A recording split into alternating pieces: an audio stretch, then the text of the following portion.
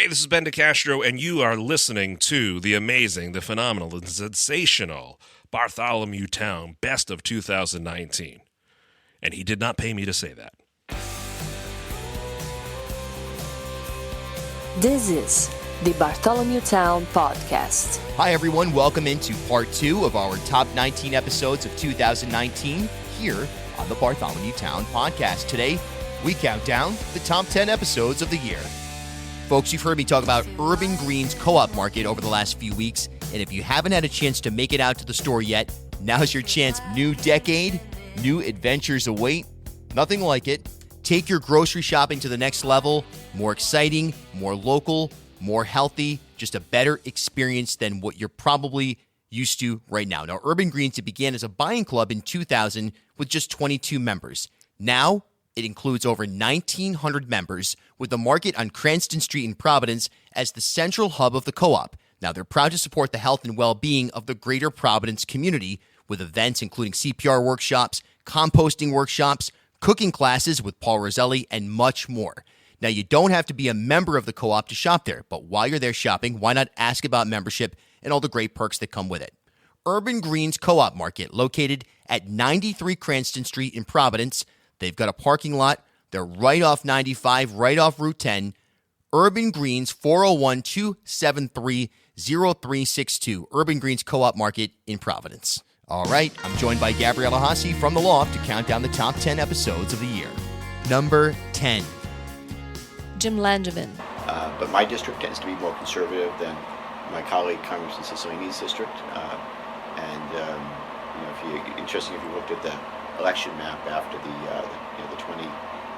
2016 elections, that it very much looked like the map of the country, where the coast was blue and the interior is red, and that's what the map looked like. And who voted for Donald Trump, for example, who voted Republican. Congressman Langevin, this was excellent. I actually was at his Warwick office.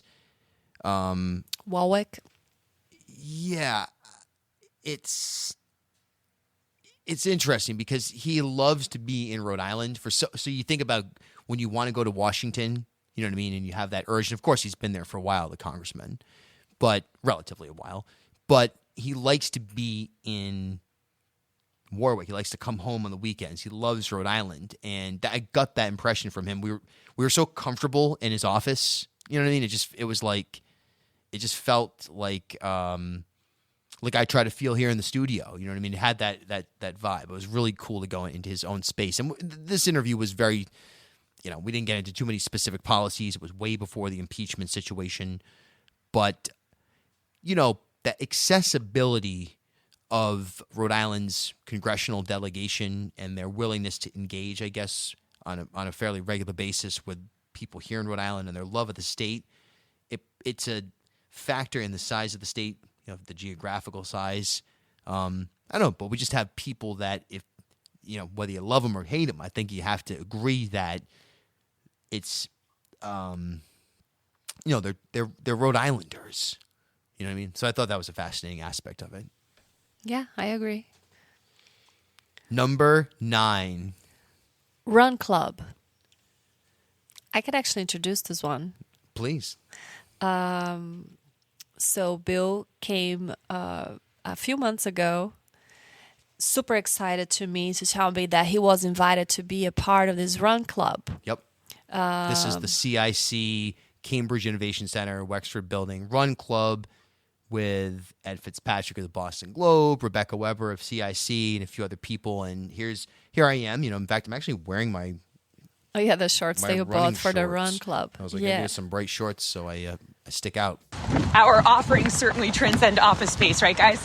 Yes. Well, right now we're about to take off across the new pedestrian bridge here. We're running. A lot of people who remain nameless are eating pastries right now, Dan McGowan.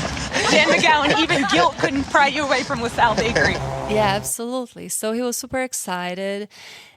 And so you went on a Tuesday. And then he never went back because he was totally destroyed and humiliated by his lack of fitness ability to run with Well, those people. Ed Fitzpatrick, and one, I don't even know if the run club still exists because I haven't heard. I'm willing to go back. I'm ready to go back. I'm not so sure that's the case because I think more so than anything, maybe Ed Fitzpatrick and Rebecca Weber as championship grade runners themselves, amongst the gazelles. You could set those two people loose at go down to Roger Williams Park Zoo, find the fastest animal on site, the cheetah, whatever it may be. Go down electric boat, find a stealth plane.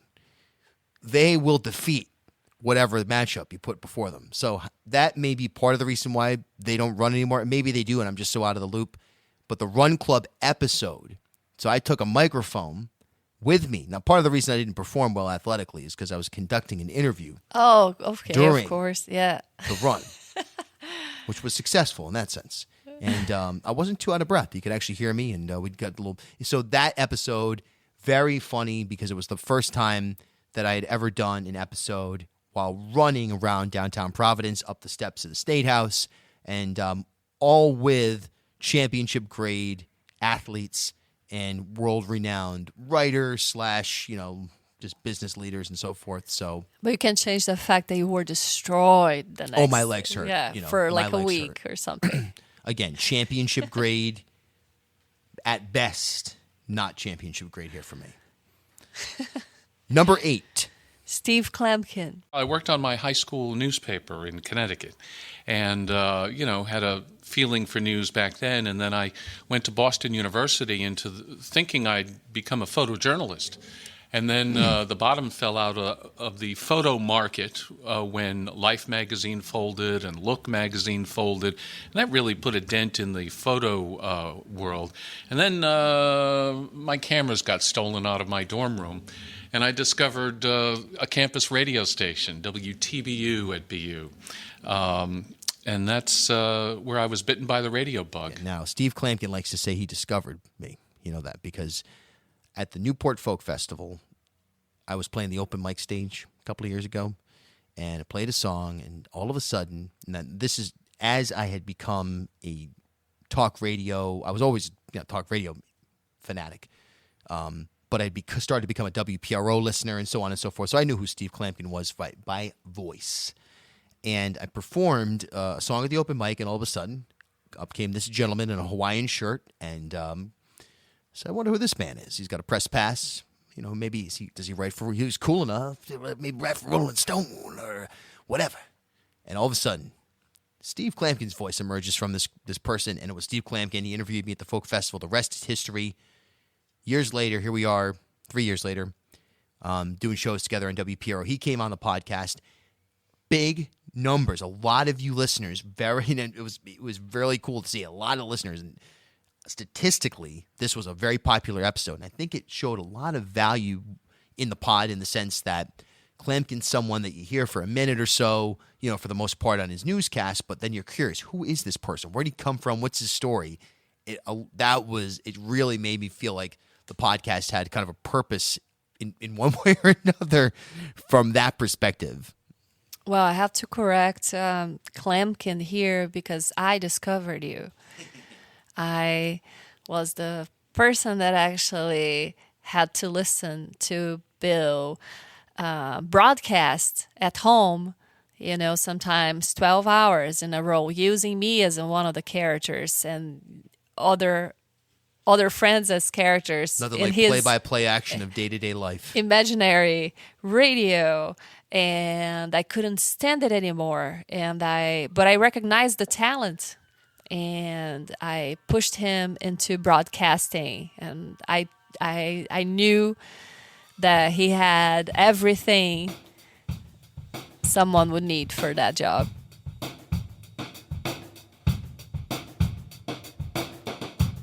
All right, number 7.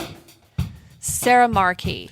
Sarah Markey, union official who also sits on the South Kingstown School Board. Now, this episode we'll give you the backstory on it. She came in, we sat down and talked about both her role as a union official sitting on the school committee, but also, more than anything, we talked about her role as a progressive in South Kingstown. Now, Gabriella, I'm from South County. I'm from Charlestown, ostensibly South Kingstown, Wakefield. That was my downtown. That's where I grew up.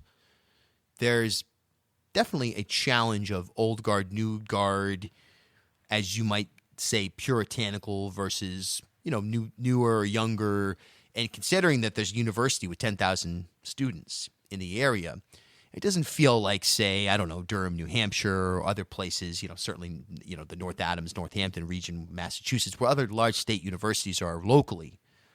Sarah Markey trying to push back on that from her position as, vice chair of the school committee, a progressive voice pushing back on that puritanical, quote-unquote, angle of South Kingstown. In fact, Sarah posted this episode in the South Kingstown Facebook group, and it was deleted by her political rivals, and the whole battle ensued. Another Facebook group was created in response. So this episode itself has been at the center of the political conversation down there in South Kingstown.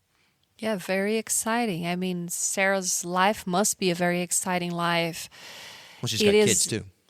Yes, and I think that challenging the old guard in South County is definitely an intense job. We are a progressive town, and so my biggest interest has been seeing that progressive bloc turn into policy on the local level, right? The thing is, you're right. Yeah, it's definitely an intense job. So if you're up for that challenge, part of what you have to realize is that you're not only making it a battle of ideology, it's in terms of, hey, tax policy or whatever it may be. It's a battle of accepting newer ways of doing things that, for the most part, a lot of the old ways have been pretty successful and have worked out over time. So, if you look around, it's basically a beautiful place.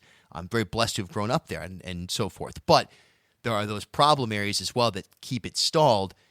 It's bringing the new thinking in, those new sets of eyes onto the thing, onto the issues that are at stake. That's where a progressive voice like a Sarah Markey really at least opens up that conversation for new ideas to start flowing. Yeah, I think she's cool. Number 6. Moira Walsh. When the establishment has control of every single person who knows how to run a campaign in Rhode Island, how do you get a campaign manager? Do you guys both train each other on the way? So that's a complaint that is very old school, keep it closed off, keep all of your races strategic, and no, it's not. Politics isn't supposed to be a game. Politics is supposed to be all of us sticking together. You know what I mean? It's not supposed to be a small group of people who kicks everybody out. It's supposed to be a big group of people who is constantly refreshing their ideas and their beliefs and their assumptions about how things should run. Just because it's gone well doesn't mean we can't do better. Moira Walsh, Rep Walsh, now of the Rhode Island Political Co-op. They call her the AOC of the 401. And I've been fascinated by her story because of her obvious ability to politic on a grassroots level, but also her ability to recruit voters. They have, I think, more than doubled the number of voters in her district since she's been in there. And it shows me that there's an enthusiasm, although there's going to be detractors who say, well, what legislation has she gotten through? What can you really accomplish as a progressive right now in the General Assembly? Well, you can accomplish a lot. I think the progressive voice inside the House this year is what got reproductive health care, reproductive privacy ultimately through, and essentially codifying Roe v. Wade in Rhode Island. That's not specifically because of Moira Walsh, but it's because of the progressive and more, I guess, typically Democratic positions that finally, as a not a formal caucus, but as a bloc, were able to sway, the Speaker, the Senate President, for that to go through. Essentially, to get it to come to the floor. In that regard, it's very impressive, big picture, that she and others who are engaged in this sort of grassroots disruption of politics, it works on a macro level, if nothing else. Yes, I admire her ambition. it's someone from the people trying to make to bring that voice into politics, and it's like AOC. It's there's always this notion though pushing back on who the people are. You know what I mean? Who are the people? I mean, is that it's not just one kind of people, right? That is a progressive voice. That's a talking point that I think is but there's conservative. A little dangerous. So move on to number 5. Angelica Infante, Green. AIG, yeah, the new Commissioner of Education. Well, that was a great interview because I really wanted to get a sense at the time of like who was in charge in Providence, and I felt like from the beginning of her tenure since she came in, the Johns Hopkins report dropped, and there was just a general sense of, all right, Providence is even worse off than we thought it was in terms of schools. Never mind the statewide sort of problems. I think it took a little while for her to gain full control, and I believe that now that she is at least for the most part steering the ship. You come in with that New York mentality, that outside, again, disruptor mentality. It'll be interesting to see what happens when she starts to negotiate contracts, when union contracts have to be either broken, or what happens with consolidation of schools when the big, tough questions come up. But I get the sense that, when you're not tied to Rhode Island, when you come in here from the outside and you're not tied long-term to the state, you don't have any of those long-term connections, you can actually make and effectuate change. Now, you're not tied to the state. You are now, but you weren't even born in the United States. So from your perspective, that outsider voice, is that how you can really impact change here? I think an outsider voice is important, and you can look more critically at things, and you also bring your own experience and your own vision inspired by your own upbringing too. So I think that is definitely important. It's definitely important also that she is connected to the people that have been here for a long time as well, and she's open to listen and understand Rhode Island. So this notion out there that you were walloped by the news that Providence schools and other schools in the state were having problems after you took the job, that you're having buyer's remorse, that's been floated around anecdotally, that's utter nonsense. It is nonsense. I did know. What I did not realize is how bad it was. Yeah, right, because you go back to that Linda Borg episode, number 17 on our countdown, that she referenced that the Massachusetts education commissioner that turned things around actually was an insider, understood the players, understood the dynamics. I think in Rhode Island, which is so hyper-regionalized and so, for lack of a better word, it's a better term, they always say from Woonsocket to Westerly, you find totally different political thoughts, you find all different types of organizations, of political structures, and so on and so forth, the ways people think. So she's going to have to learn that once she gets through the challenge of building a template in Providence to take that to the statewide level. But I always look to you for big questions on Rhode Island, Gabriella, because from my vantage point, being a native, you really can't take an objective viewpoint. You're always going to have some either skepticism or attachment to it at some level that's hard to shake. Okay, number 4. Number 4, Gene Valicente. So he hired me with the mustache and the trench coat, and he said, go out and get him. And I wanted the job, so I did. I was kind of the first guy to do walking stand-ups over here. I brought kind of a whole different style to Rhode Island news. And thankfully, I was young enough at the time to not listen to the critics who said, well, we're not sure this is right for Channel 10. I outlived all of them. Yes, Gene Valicente. No surprise that a lot of you out there were listening to this one because he's a big name. Mr. 401, as they say, Look, the guy's doing the morning news on WPRO, okay? He does the noon news sometimes. He tapes 10 news conference, but then he does the 6 o'clock television news. So he's probably the biggest household name in modern day broadcast, traditional broadcast. And interesting to have in our episode, in our conversation, talking about he has his feet in two different ponds, so to speak. On the one hand, he's got the radio going, on the other hand, he's got the television.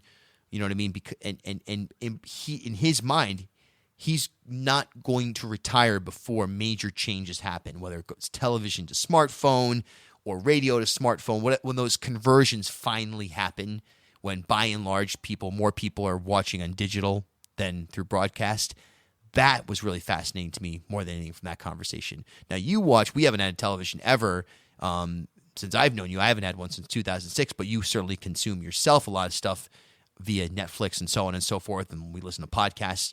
Talk about that. Can traditional broadcasters from our youth on the local level convert into the Netflix age? Absolutely. Why not? I do think that it's just a different way of tapping into the audience. It's a different. I totally trust those guys. I think that they have so much experience and so much more experience and understanding that the young people around, and they had to learn and reshape themselves throughout their lives. Why not doing it again? Yeah, it'll be interesting to see how they embrace it, especially around here in Rhode Island, which is a good. It leans a little bit like older demographic by and large. So in some ways, it's not the best pilot market for new things, but to sort of get a barometer of would people watch the 11 o'clock news? Well, I guess the 11 o'clock news on a tablet if it didn't air on broadcast. Is there any way to kind of get a sense of that? And how long until we get there? Will be the question about the real questions about the future of media. It was just interesting to be able to know that it's something that they're cognizant of. Even someone Gene, who's, I don't know, he's in his mid-50s, I don't know, but he won't be, he'll still be broadcasting in 10 years. It could be that fast that the conversion happens. The main challenge, though, might be the fact that they are talking to a specific audience, like he talks to a specific audience through TV and radio, and understanding that he would tap into a different audience through podcasts and streaming services. That might be a challenge because those people, the conversation is different. Right. Well, I get the sense that they understand it. It's just, can they harness it without sacrificing their current product, and more, I guess, can they convince their sponsors that that's where that they should part be I putting their totally dollars? believe that he can do. Interesting. It's a matter of the debate, you Right. know. All right. We're getting there, folks. You're listening to the Bartholomew Town Podcast, Top 19 of 2019.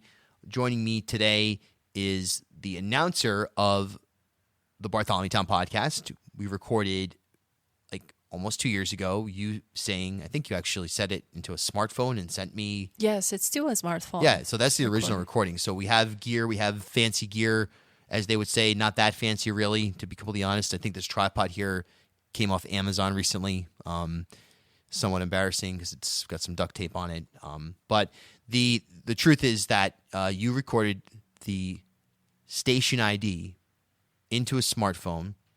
You emailed it to me or something. You texted it to me, and I loaded it into the first episode of Where the podcast. was I? I'm trying to remember. It could be anywhere. You're a globetrotter. Who knows where? I know, but was I here in the I country? don't even know. We could have been. You never I know. don't think I was in the country. I don't think so either. So, and that's been the station ID, quote unquote, the podcast ID ever since.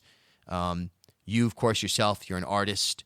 You are a musician. You also are the songwriter of Camden, which is the theme song to the Bartholomew Town Podcast, as performed, and it's a song by our band together, Silverteeth. We moved here together from New York with a band, and that band is Silverteeth, and there you have it. So Camden, the song that goes... You definitely used your rights that you gained through our marriage to use my song without paying for my songwriting. That's a very good Right. point. Of course, I also have 50% of the licensing or whatever on the song itself as being a bandmate, but you were correct there. It would be a dog chasing its own tail. You don't have 50% actually. You have 15%. Oh, do I? Just about, because the 50% is divided by 3 people. Call Brian Kuhner or something like that. I don't know what to do. Well, 50% is mine. Okay.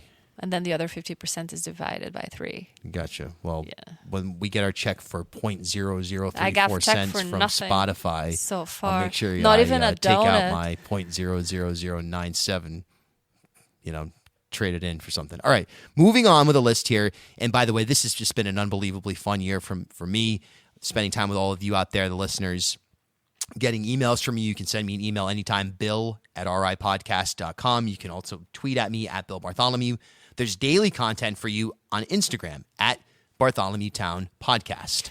And if you love the podcast, please subscribe to it. Give a 5-star review. Write your own review with your words. You can't imagine how helpful that actually will be. And Bill needs you and your help to keep doing what he's doing. Favorite app. All right, on to the top 3 here. The top 3 Bartholomew Town Podcast episodes of 2019. Before we do so, I'm going to recap the list for you. Number 19, Joe Paolino. Number 18, Naomi Chomsky. 17, Linda Borg. 16, Rhode Island College Democrats. 15, Jorge Elorza. Number 14, Two Hawks. Number 13, Providence City Archives. Number 12, Dante Bellini. Hey, I want my donut next time. Number 11, Lindsay Idaluca. Number 10, Jim Langevin. Number 9, Run Club.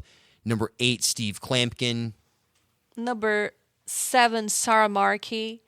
Number 6, Moira Walsh. Number 5, Angelica Infante Green. Number 4, Jean Valicente. All right. And now on to the final top 3 here. Again, your fan votes plus the analytics numbers plus some, when it got close there, some gut instinct on my part. Number 3. Scott McKay. Scott McKay. I mean, this guy's a walking encyclopedia of Rhode Island history, of New England history. That was why this episode was so much fun for me. It's kind of flipped. If I can take you back to the 1980s and 90s, the Republicans were the pro-choice party in Rhode Island, frankly. You have people like John Chafee, Claudine Schneider, Susan Farmer, Lila Sapensley, yes, who was the minority leader. And they were the party that opened the doors to women, frankly, before the Democrats did. And Susan Farmer was the first woman back in the 1980s to win a statewide office as Secretary of State. They tended to be Protestant with the occasional Jewish person like Lila Sapensley. And they tended to be stronger on women's rights and more towards the live and let live, old-style New England politics. Good fences make good neighbors, but I'm not really here to tell you how to live, versus the way that kind of the more traditional machine-style politicians, the old Irish Catholic folks, who, of course, went that way because they had to take over the state from, the Protestant mill owners and the rural. I mean, this state was so malapportioned. Part of the corruption was you go back to an era. Talk about voter suppression. They did it in Rhode Island better than anywhere in the world. There's a lot of things in Rhode Island history that are so, in modern day history, that is, that are so critical to our understanding of why things are the way they are today. And if you go back and find, wherever you listen to the podcast, if you go back and find the Scott McKay interview, and I'll tweet them all out. I'll tweet all these top 19 out as well at Bill Bartholomew. But such a cool breakdown of 1930s T.F. Green, bloodless revolution, Rhode Island politics, the metastasizing of modern day institutional politics here in the state. And he walks you through that in a way that is just phenomenal. So if you're looking for a primer on why things are the way today and where you might want to start looking before you start looking to pull back, I would look there. Scott McKay. But he's also, what a humorous guy. What a fun, what a jolly old fellow. What a charmer. What a charmer. He loves you. He had a great, I remember that Publix radio gala we were at there. Okay, number 2. Sam Bell. Sam Bell, Senator Sam Bell. Now this one, of course, well, I'll just play the clip for you. So that sparked a huge conversation, a whole bunch of debate on Twitter. I did some talk radio. He actually came on with me. And look, the interview has a lot more to it. It's actually a really good overview of some of his ideas. And we go back and forth on a few things. And there's a part 2 to that interview that'll be available in 2020. A little suspense for you. Enormously popular. in terms of downloads, shares, social media. This was the #1 most played episode on Spotify. Really interesting to see. I think a lot of people who are his supporters probably were excited to hear this, and I think a lot of people who are his detractors. In fact, Justin Katz of the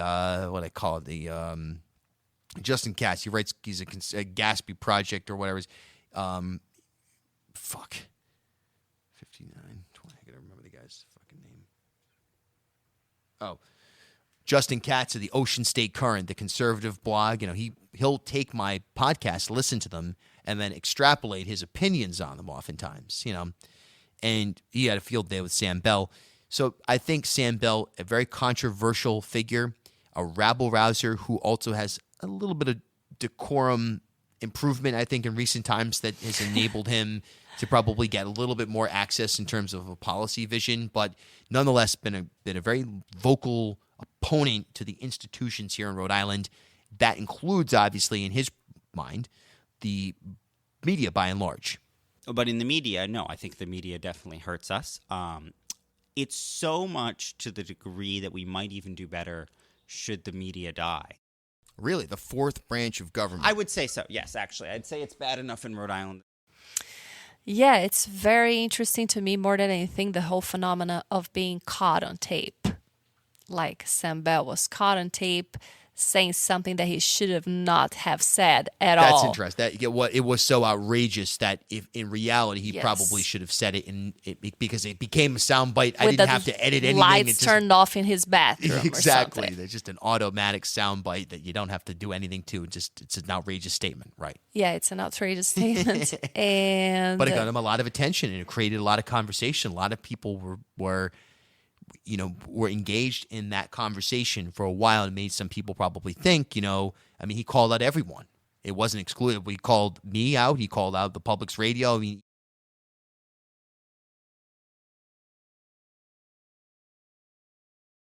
I think that was really fascinating that it was. But he got the biggest call out of all.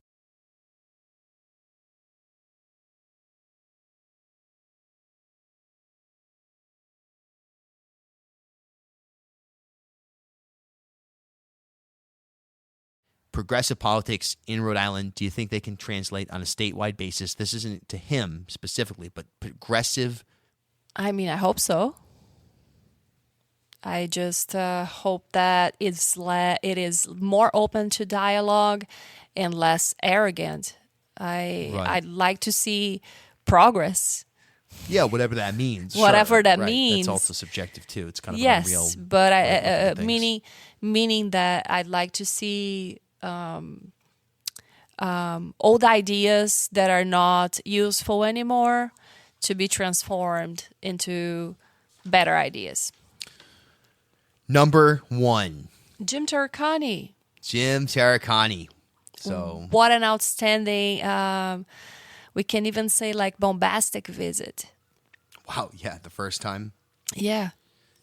Jim Taricani. If you're listening to this podcast, you'd certainly probably know who Jim Taricani is at this point. If you don't, he is as great an investigative reporter as probably has ever lived.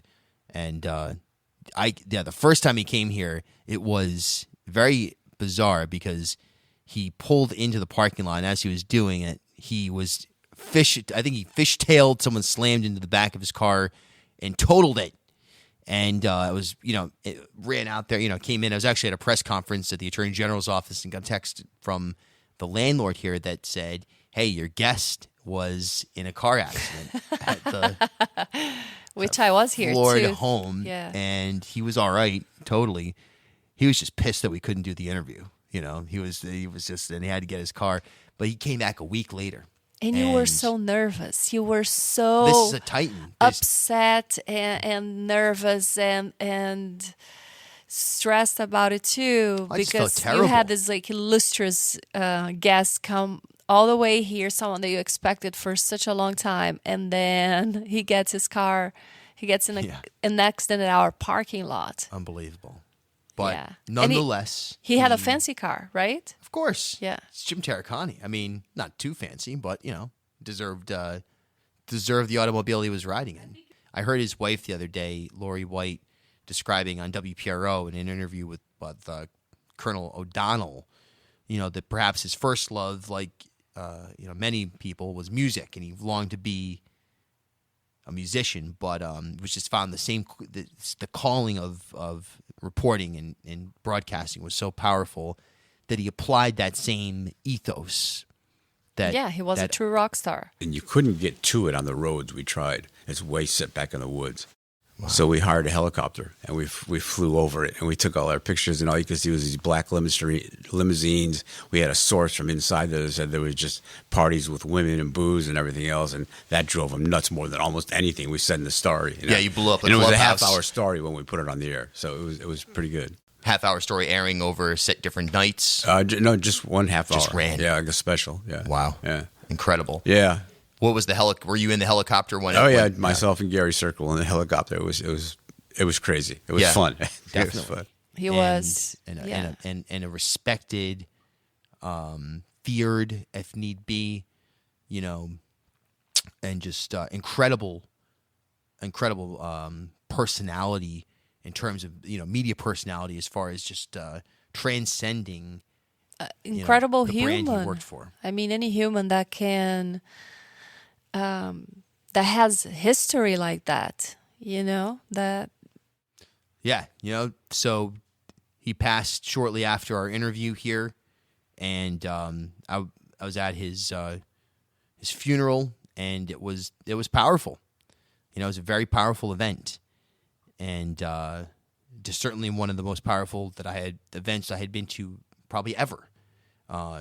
To see the honor guard and participate in the honor guard of journalists, and just the mutual respect from the police, through the arts community, through the business community, through the governor, through an international pool of journalists for this just amazing Rhode Islander that literally was willing to go to jail to defend the First Amendment, that is the mirror that we as artists use to smash tyranny.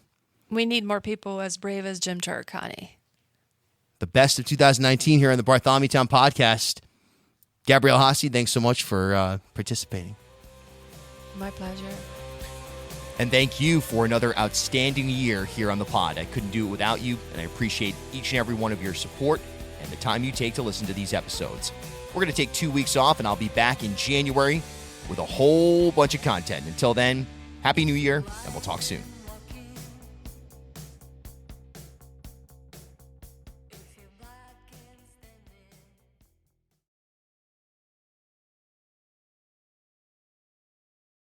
At HealthSource RI for Employers, we provide access to health insurance to more than 1,100 local businesses and nonprofits, and 96% of them renew through us every year.